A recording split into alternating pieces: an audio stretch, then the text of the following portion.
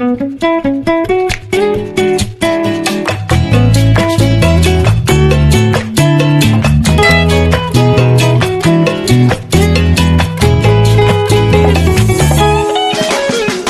welcome to Be Educators Teach Us podcast. For today's podcast series, we'll be going to talk about language. I'm Rare, your host for today. In today's episode, we'll be debunking language. The listeners must listen as it is part of constitutional provisions on quality education, in which it can be beneficial to everyone and to educators out there to gather adequate and relevant information. There are superb teachers at the known university in the Philippines, as they will be sharing their thoughts and experiences regarding our topic. Help me welcome our guests for today's podcast, Ms. Rizal Pungaltan and our fellow mentor, Ms. Chunky Limosnero. So, our listeners are listening for today. They haven't known you all. Shall we introduce ourselves, ma'am? First, Ms. Grizel, the floor is now yours to introduce yourself to the listeners, ma'am. Thank you for acknowledging me, sir. Magandang hapon, mabuhay. I am Grizel, currently teaching at Adamson University. I am linguist teacher who teaches Filipino language in the said university. Sounds like you're good and fluent at Filipino, ma'am. So let's introduce our next guest, none other than Miss Chunky Limosnero. Thank you, sir. Buenas tardes. I am Chunky, currently teaching at Adamson University. I am a regional language teacher for almost 6 years already. So, ma'am, sounds like you're very passionate on teaching a regional language to your students. Thank you for introducing your names, ma'am. Your names to our listeners this afternoon. I'm going to ask a question you all our beloved guests. Hi, ma'am. How are you? How is your career in teaching? Well, for me, it's not quite easy. I've been teaching for almost 10 years already.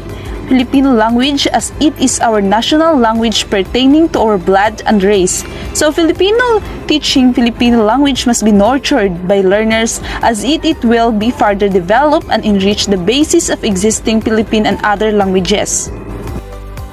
Sounds great to know that, ma'am. Well, ma'am, I've read the section 6, Article 14. Can you elaborate and enlighten the listeners that article, ma'am? Sure. So, according to the Section 6, Article 14, it states that subjects of provisions of law as the Congress by deem appropriate, the government shall take steps to institute and sustain the use of Filipino as a medium of official communication and as language of instruction in the educational system. So it is clearly states that as a Filipino teacher by profession, we should use Filipino as our language and in official communication, and as language in instruction in teaching and vice versa. With that article, ma'am, it is indeed the teacher is the noblest profession, and I do love and appreciate the Filipino language as well, even though there are some terminologies I am not familiar with. Truthfully, are you still there, copy educators? Yes, I've heard you, so just stay tuned because we have further discussion onward. By Ms. Chunky Limosnero. Shall I question you in Spanish, ma'am? Can you provide me with interpreters, please? Just kidding.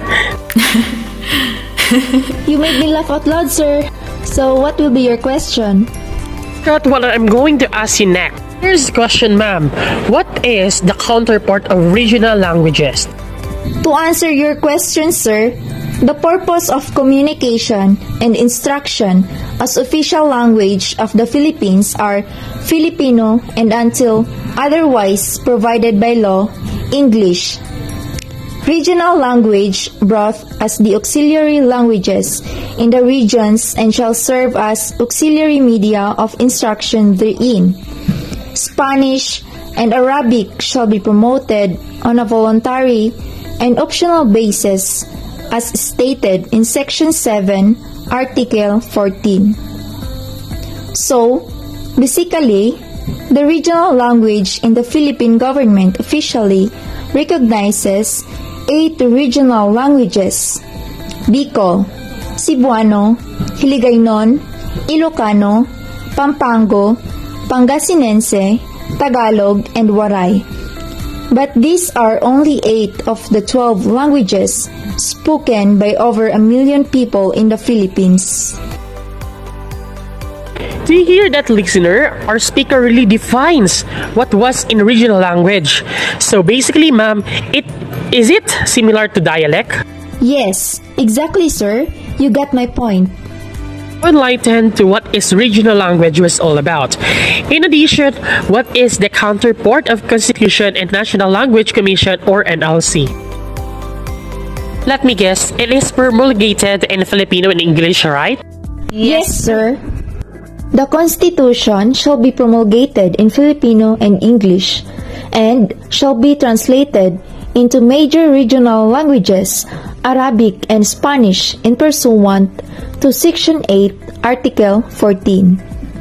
In addition, in national language commissions, they shall establish a national language commission composed of representatives of various regions and discipline, which shall undertake, coordinate, and promote research for the development, propagation, and preservation of Filipino and other languages.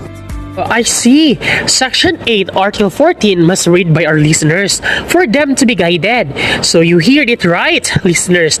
If you want to know more, just search the Section 8, Article 14.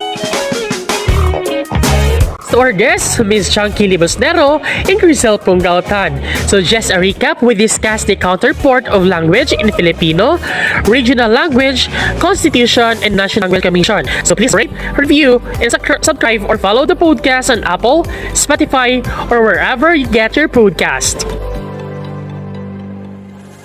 I'm Rare. Thanks for listening, and I hope you will listen to our next podcast.